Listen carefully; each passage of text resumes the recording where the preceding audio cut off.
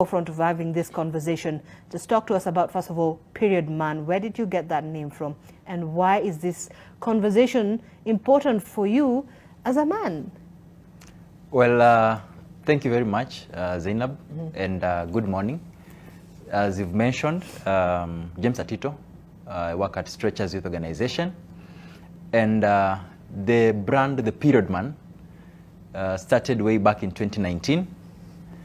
That was when I visited Turkana, a place known as Kakuma. I know you're familiar with that.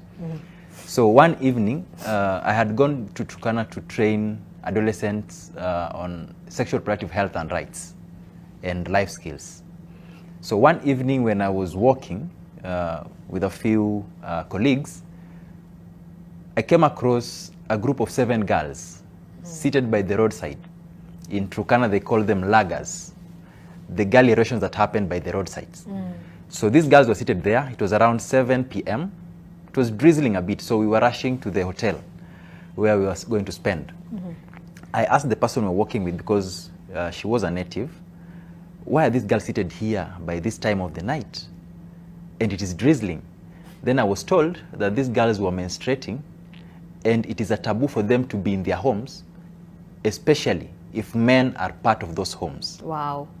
So I felt so sorry for them, but I couldn't do much. The following day, it was the training day. So I was demonstrating how to use a menstrual cup as a product for managing menses. Then there's a girl who furiously asked, why are you talking about periods and you're a man? Kwani wewe ni period man?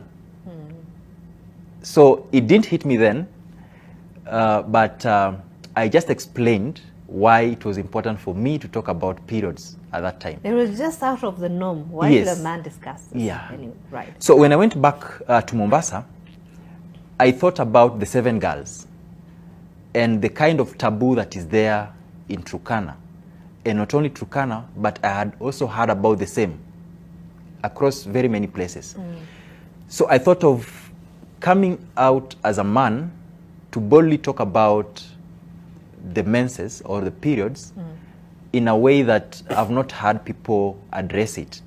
Because I used to hear of many champions talking about different aspects, talk about HIV, TB, malaria, but I didn't hear periods.